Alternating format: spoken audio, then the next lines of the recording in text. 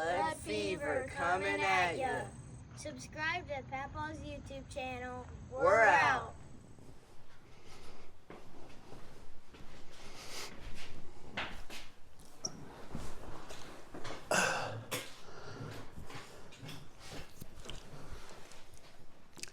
All right, everybody, this is John with Lead Fever coming at you. I've got all the goodies here for this new project on this CZ457. I've already unboxed everything to get rid of all the packing material because that would have been a long, drawn-out process, and I didn't want to hold you up for that. So here's what we got. I'm going to get started on this. So let's get started here. This is a small package, and what we have here is a factory CZ457 20-inch barrel.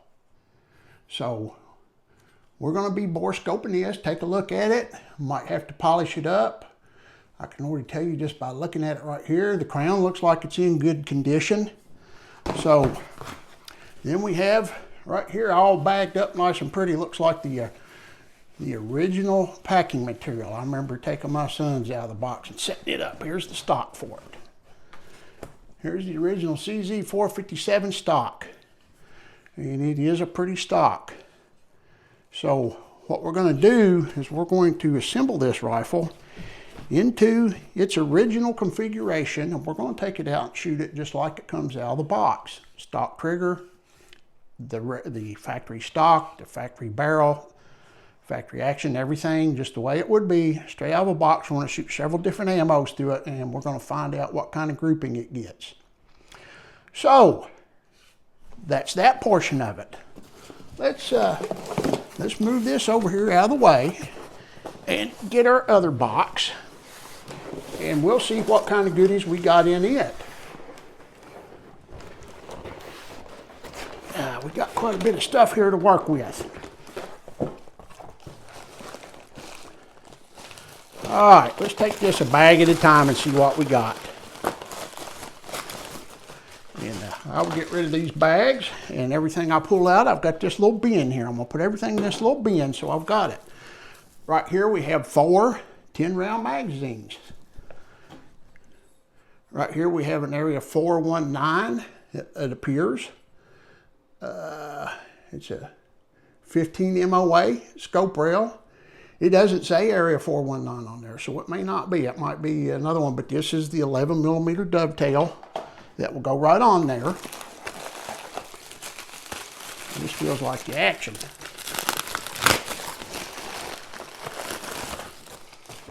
Yes, that's our action. Right here we have our famous CZ457 action. Seems to be nice and smooth. It's got the trigger group and everything removed from it. We'll be putting that all back together. So, what we got in this bag? Looks like we got several different little things here.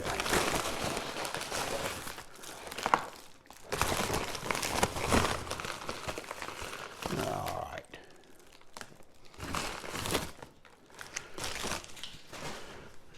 We have a ZP machining bolt knob for the action. Right here we have our factory trigger group and the hardware to mount it back up with. So we're going to be reinstalling that in its factory condition. We have a Desert Precision Gunworks flat face match trigger. We're going to be installing that in it later on. Here's one of our action screws for the chassis. Right here we have the trigger guard and the bottom metal.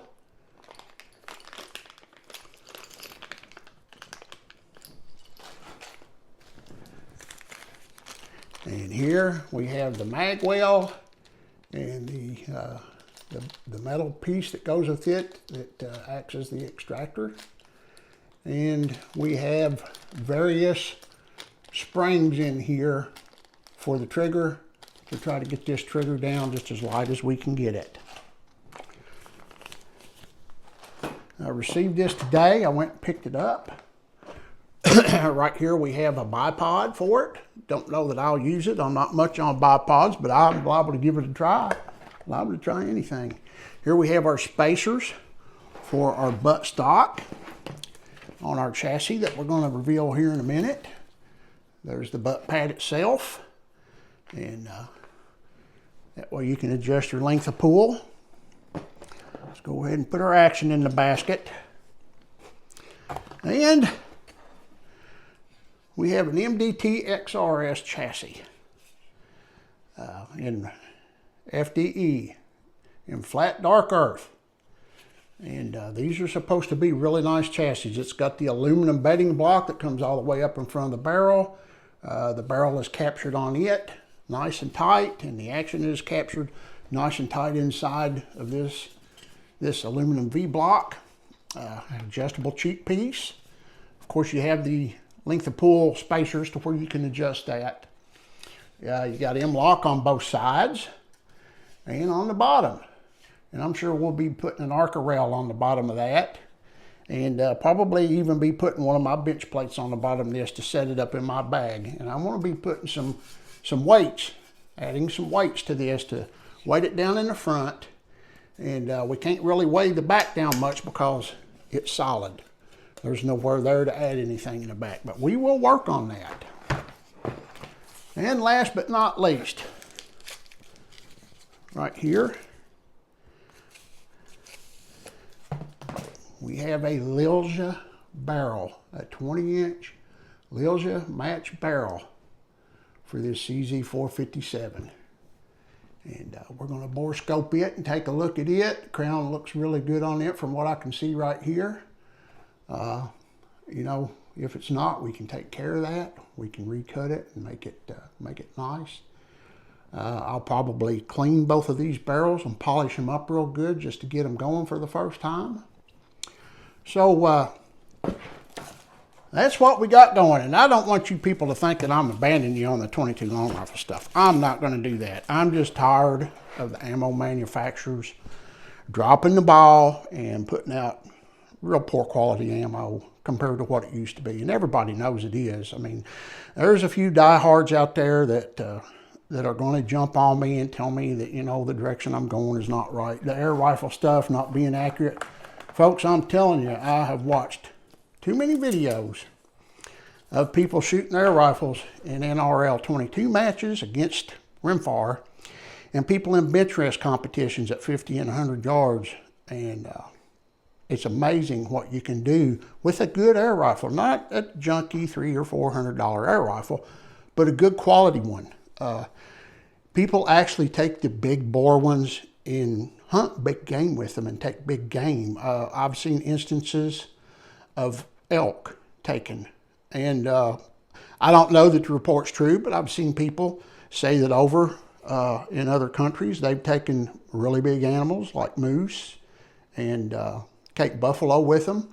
I haven't seen the video showing that that's true, but I do know that they have them out there now that's got at least 1,500 foot-pounds of energy, and they go all the way up to 77 caliber. They're formidable. They're very formidable weapons and very formidable shooting sports tools. So I'm going to keep working on mine. I think my VinJX is shooting pretty good. You know, I think our last groups we shot with it averaged out in the .3s at 50 yards, and it was only the second or third time I really took it out. And I'm not done tuning it yet. I haven't had time to work with it yet. I'm going to work with it more. I've got the little penny bullpup. It shoots really good at 50 yards for what it is.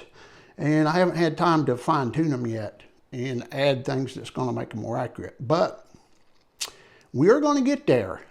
And I hope to prove that these air rifles are just as fun and just as nice to have around to shoot. You're going to have your people that's going to swear by their rimfire rifles, and they're going to swear that their CZ457s are going to outshoot everything. I agree, CZ457s are really nice rifles, but I'm going to share something with you all. I myself work on a lot of guns for a lot of family and friends. And I know many of you have heard the story about my son getting an MTR, 457 MTR, in February or March of this year, and I had to send it back. It had a bad barrel. The breech on the barrel, and I'll show you what I'm talking about. Right here, you have two extractor relief cuts in the breech. That's where your extractor and your cartridge positioner go in, and they pull the spent cartridge out of there. These slots were cut all the way into the chamber, and these were two big gaping holes sticking out the chamber. The gun would not group. It would not group. I sent it back. They told me up front they didn't have another barrel to put in it. It would be at least 8 weeks before they got any. In 13 days, it was back on my front porch from the FedEx truck with a test target, 5 5-round groups with Midas plus ammo. That averaged right at 1/4 inch. And I thought, oh, wow, we got a good shooter now. We took it out and we shot every ammo available to us, including Lapua Center X, Pistol OSP, SK Long Range Match, you name it. Every brand, everything except the really, really top grade stuff that, you know, there wasn't needful to shoot out of it anyway. It wouldn't group. The best group we got was a 0.75 inch group at 50 yards, but most of them were 1.5 inch to 2 inch groups. I brought it back home. I cleaned it well enough so that the bore scope would show any anomalies in it. Halfway down the barrel, it was missing 4.5 inches of the rifling. That barrel was a barrel, it was a takeoff from somebody else's that they sent in to get repaired. They put it on my son's and sent it back to me in that condition. I just found out today that Colt has taken over the manufacturing of the CZ stuff, especially the CZ 457s, kind of late in 2024. And everybody's having quality issues now. Everybody. It's not what it used to be. This is an older version. And of course we have a good barrel here. A Lilja barrel is a good barrel. Got a good chassis to put it in. And all of you people out there that like these CZ 457s, I want you to know right now, I'm not bashing the CZ 457s. I love them. I wanted one myself and wasn't able to find one. The problem is the quality has gone downhill, and I don't agree with that. It's done that, and all the manufacturers have slacked way off on their quality to the point to where it's very discouraging. It's very irritating. I send a lot of guns back for people to be repaired, and I will tell you the only gun company that has a good customer service that I have dealt with is Ruger. I've had a lot of Ruger guns in the last few months that needed attention, that came out of the box brand new and have problems. But they normally will take that back and have it back to me always less than 2 weeks. Anybody else, it's at least 6 or 8 weeks out, normally 3 or 4 months out, even longer than that with my Savage Mark II. So what I'm telling you folks, here's what I do when I go to buy a new gun. And most people don't have a bore scope, but they're cheap. You can get a really decent bore scope to hook up to your cell phone on Amazon. They're called Teslong. That's the name of the company, and you can get one for 50 bucks. Go in, if your local gun store will not let you bore scope a gun before you buy it, you don't want to buy it because quality has got so bad, you're liable to get a bad one. Now, not everybody knows how to read a bore scope, but if you look in there and it's all full of chatter marks and sharp edges, run. If it's nice and smooth and slick and shiny, more than likely you got a good barrel.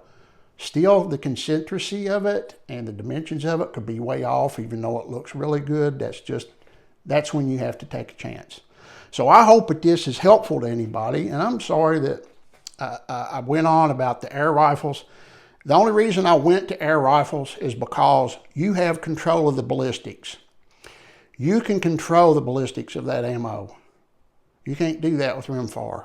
We've been trying that with trying different lubes and stuff on cheap ammo to get it to where people can shoot and have fun without spending a lot of money.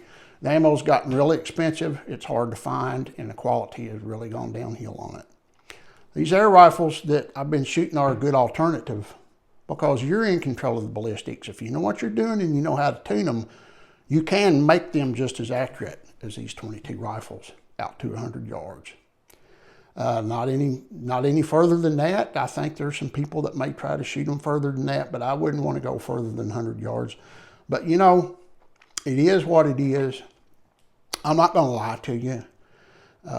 That's the reason I got into air rifles, and I think it's a good reason to get into it because you have more control over the accuracy of what you have than you do with a rimfire. I'm not at the mercy of the ammo manufacturers that refuse to do a good job and supply us with quality ammo. It's really gotten out of control. I'm really irritated about it, and I've gotten to the point where I don't even want to buy any because if they don't care, then I'm not going to buy the product. And I think you all out there should feel the same way. As long as people keep buying up this junk ammo, they're going to keep making it and they're going to keep selling it, and they're never going to change. They're never going to try to do any better because they're making the money that they want to make. And I'm not getting on anybody. I'm just telling you, be wise with what you do. I know there's a lot of people out there that hunt and like to plink, and that's fine. I'm not talking to those people. Precision shooting is a lot different than going out and plinking and hunting. And the plinkers and hunters, they have a certain degree of accuracy that they want to achieve also. And I'm hoping that I can help those people too. I'm not a know-it-all. I don't know everything.